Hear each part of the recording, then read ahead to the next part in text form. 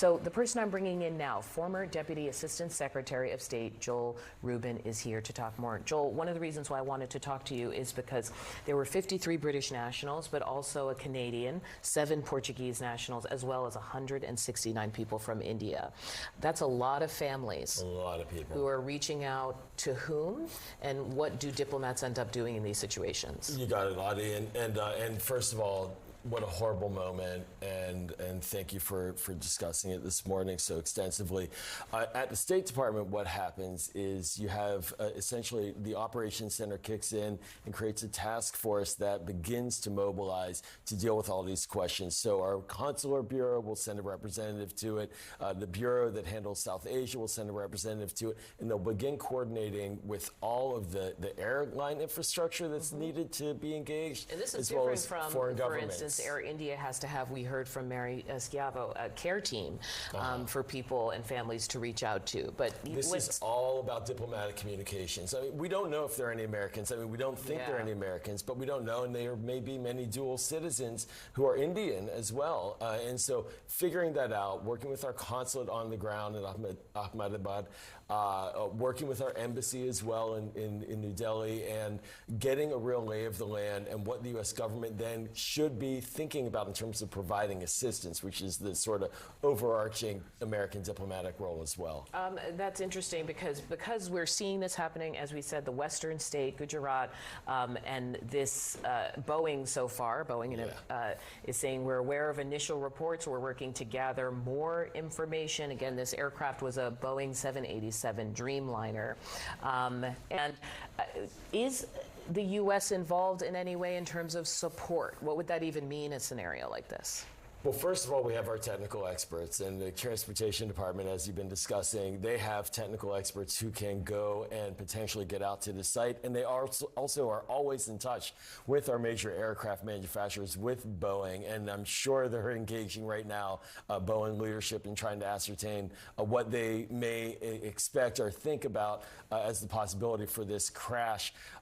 And so it's really the U.S. government plays a central role in communication. This goes to a bigger point about America's role in the world as well. Our diplomacy, our State Department, our government assets can really help to coordinate at a moment of disaster, coordinate diplomatic response, engage families, provide technical support. That's a true capacity that we have. I hope it's kicking in right now. It's been a bit beleaguered, as you know, over the last several months, but that's a capacity that we have. Okay. Joel Rubin, please stay with us. I want to bring back CNN's transportation analyst, Mary Schiavo. Mary, we were just hearing from Joel about the coordination through diplomatic circles. You were also talking earlier about what's required for an investigation like this when you have multiple countries involved. But you said something that really struck me about the site, because we were looking at these images with, various people involved in recovery. Earlier, we saw images of luggage being pulled away from the wreckage. You see people there taking photos. And more importantly, buildings are charred, right? This crash happened right in an urban area. How does that complicate this investigation? Well, immediately it complicates the investigation in that people on the ground and people in the buildings could have been, seriously harmed or killed, and they have to account for those people as well.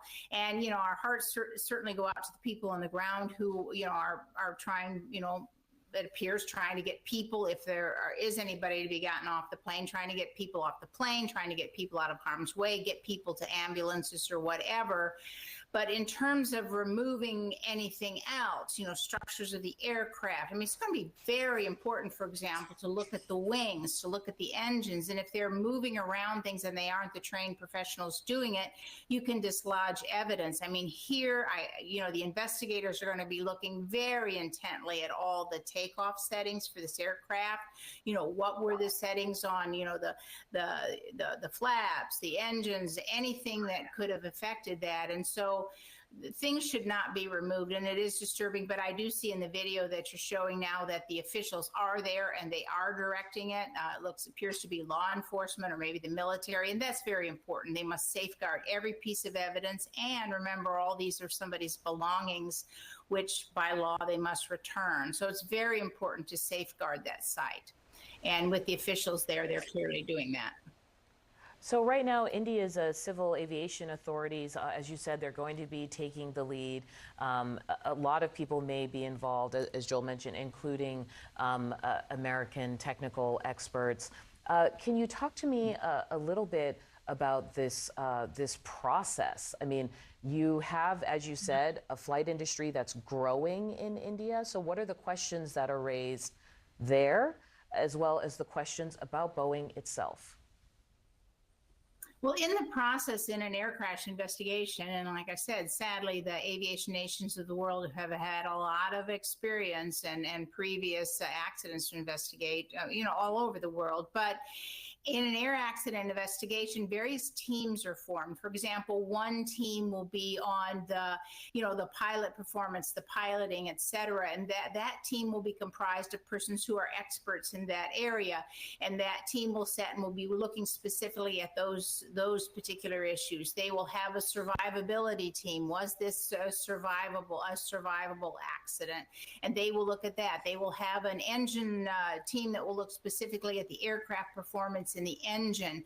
Weather doesn't appear to be an issue, but they will have a meteorological team. See, they will be particularly interested because it doesn't look like this plane really ever got much altitude from the initial report that you mentioned, about 625 feet. If that's an accurate radar reporting or altimeter reporting, they'll be looking at the conditions of the runway. Is there some reason, for example, if they didn't have, an adequate amount of runway or an adequate amount of speed? So they will have an airport issue, and each one of these specialized groups will then come together and exchange information.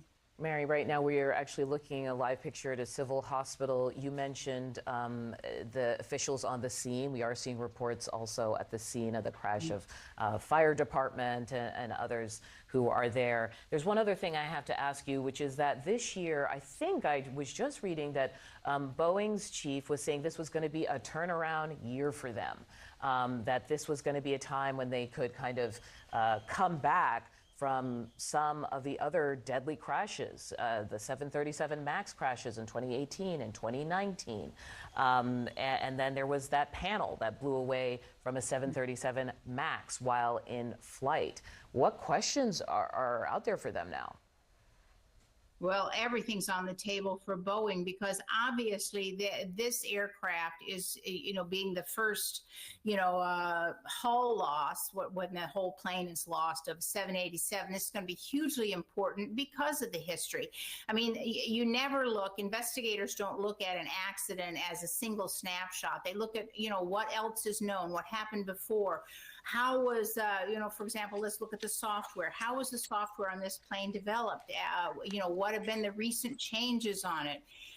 For Boeing, there's a lot on the line. And of course, it could be entirely something else. It could be an issue, maybe they picked up something on the runway. There was a terrible crash, from that. So there are a lot of things, but Boeing has a lot on the table and they have to get it right. They just absolutely have to get it right. I want to mention now, as we see these images, that India's Prime Minister Narendra Modi said this plane crash has stunned and saddened the country. He said it's heartbreaking beyond words. In this sad hour, my thoughts are with everyone affected by it. And he says he's been in touch with ministers and authorities who are working to assist the affected. We should say he actually was a leader in that region before he came to national prominence, so this is going to touch him very closely. Joel, you were listening to that discussion about Boeing. How are you hearing all this? Yeah, I can't help but think that Capitol Hill will have an interest in this as well. It's not as if Boeing has escaped scrutiny in Congress for its weak performance, frankly, on safety over the recent years.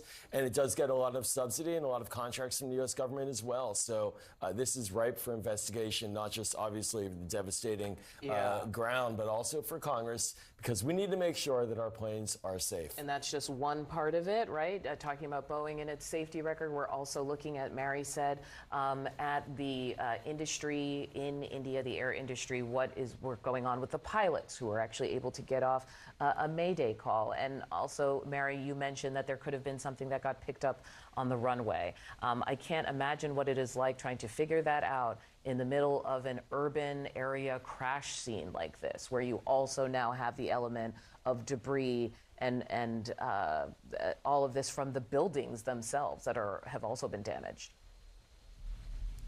Well, that's right. I remember I worked on one crash where literally pieces the size of a thumbnail were crucial in the investigation. But the flip side of that is investigators are able to do that. Going back, many years to the investigation of the crash of Pan Am 103 in Lockerbie, investigators, officers, law enforcement responders literally walked shoulder to shoulder through the fields trying to find every small part that they could.